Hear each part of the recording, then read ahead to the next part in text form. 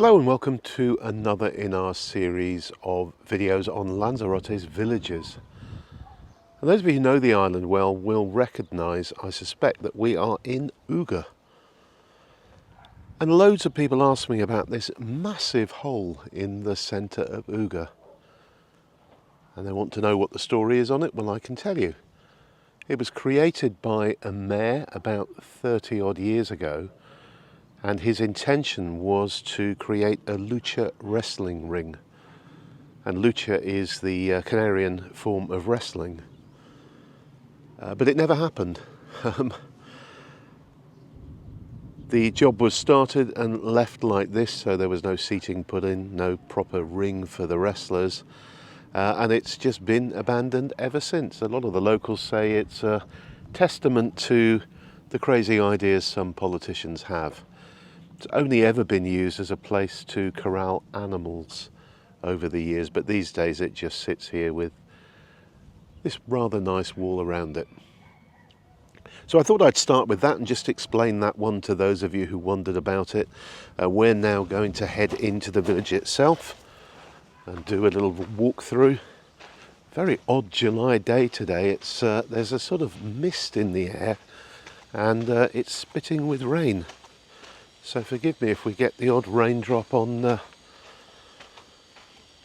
camera lens.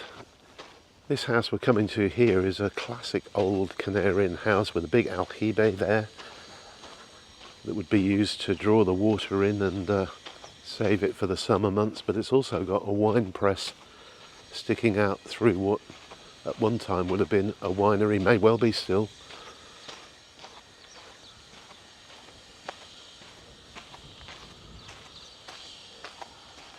And this big area on my right is used for municipal events, so the market takes place here, the wine run finishes here, and it's just kind of a communal area.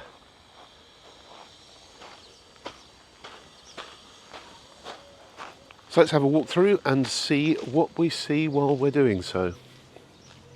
Bus stop there is just picking people up, and they are getting onto the bus into Arrecife. There's a lovely little children's playground and park here. Uga is really well situated. It's close enough to Puerto del Carmen and Arrecife, but also offers easy access to Playa Blanca. And it sort of became a satellite town. It's grown in recent years, a satellite town to Yaiza, a bit closer to the centre of the island.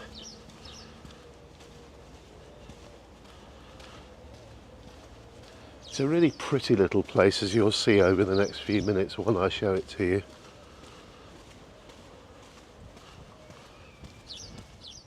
You can see here that it's a real mix of traditional houses and then much more modern ones that you can see in this line. Lots of lovely trees to provide a bit of shade. I don't need shade today, I need shelter from the rain.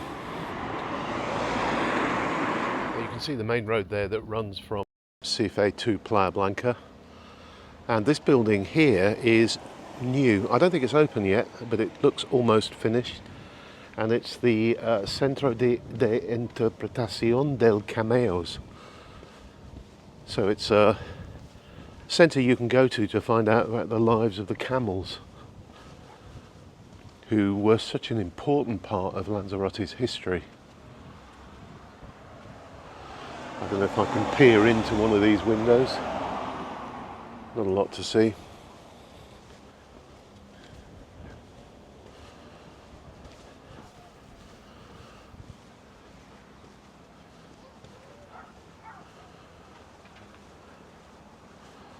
What does the sign say here? The original cost was 599,000 euros. Oh, it says date of finishing 2022. So maybe it is up and running and open. It certainly doesn't look open right now. Across the way there we've got a lovely sort of metal statue of one of the camels, complete with what they called English chairs. And this is where the municipal market is based. We've got an exercise bike in this little piece here. And across the road there, which I think is a really nice touch, is an SOS bike station. So if you've got a flat, need to put some air in your tyres, there's a bike pump there. And you can hang your bike up on it and do any sort of running repairs while you're going along. This is a cracking little bike. It's very early in the morning, by the way, that's why everything's shut.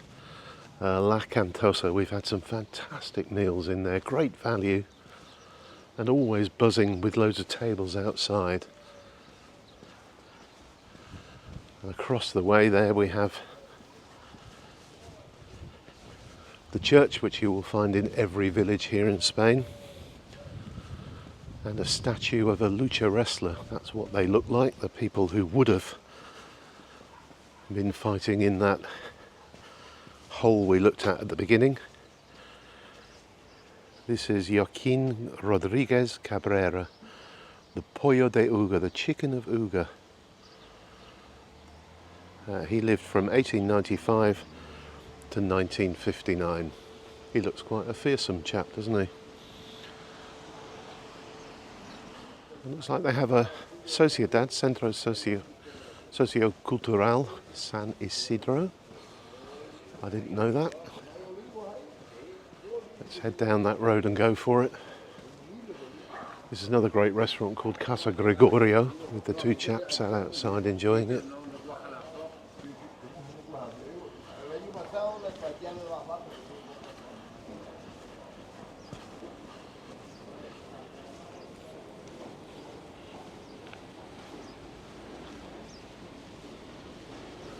Well, there it is. The cultural centre, which usually is a Sociedad as well, but maybe it's just like a village hall.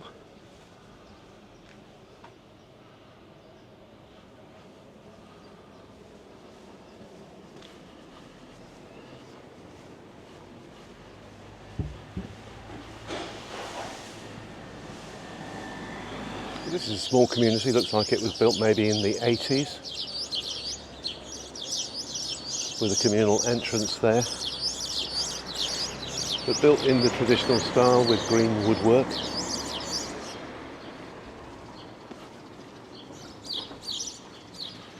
This is the parking for that restaurant we've just walked past. A couple of motorhomes in there. And here's a village shop. Tiny little place. And then we've got a couple of traditional Canarian houses and another community here. You can tell by all the letterboxes how many places there are. They look like apartments. This is what I mean about the mixture of the old and the new in Uga.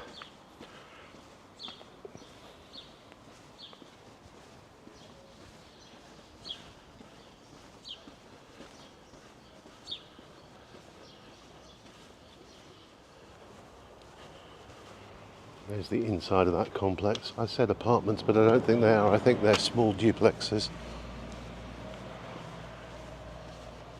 We've got some kind of allotment here, which is below me. And the grapes are looking good. Usually they're grown quite high, I suppose, because this wall that I'm standing on protects them from the wind. You can see some quite nice grapes on there.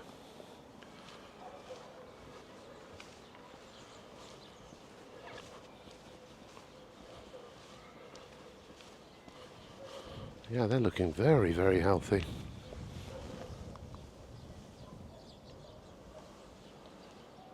And right opposite those are some more modern duplex properties. So you can see how the village has grown with people moving this way, perhaps from Arrecife or Yaiza in the other direction.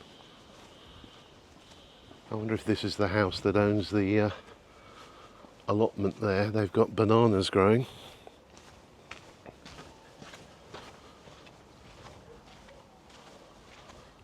In the house garden. These are, I think they're papayas. I'm not very good at plants, but unfortunately I don't have Julie with me today, because she would be able to tell me for sure. That, I believe, is a flamboyant tree, which I absolutely love. And there's some other kind of fruit here, which again I don't recognise, sadly.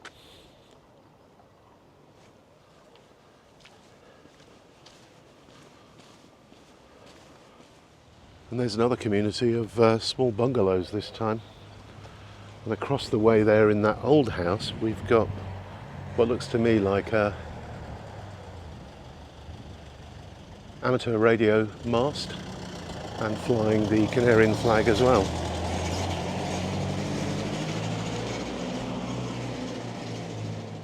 There's a massive plot of land here which has been cleared for building.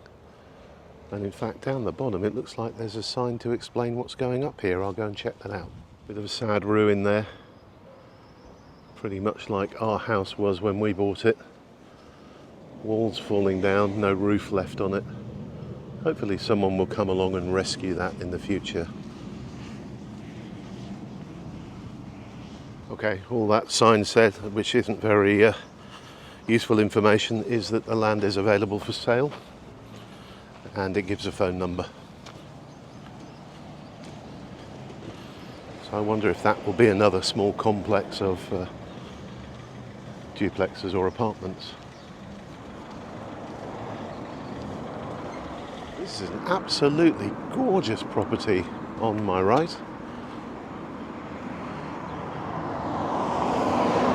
with a portico and lots of steps leading up to it. I wonder if the gate on the end there, the very ornate gates, the entranceway, will give us a clue as to what it is, or if it's just somebody's very nice house.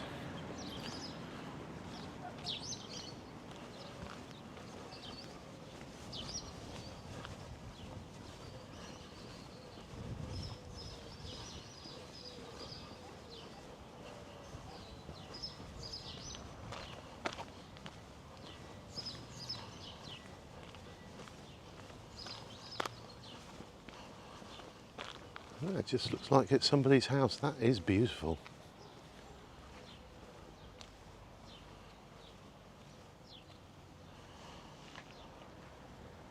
One of the things you notice as you get to Uga heading south is that a lot of people use this red pecan, which comes from Montaña Roja in Playa Blanca, as opposed to the black pecan that you'll find everywhere else, like there, for example.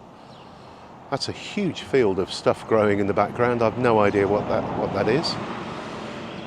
Yeah, the red pecan is a bit more expensive, but it's really quite ornate. Purists say it's not as effective at drawing the water into the soil because of its colour. I don't know, I haven't tried, to be honest. But there you go, that's our little tour of the village of Uga. I hope you enjoyed that. Catch up with you soon, and bye for now.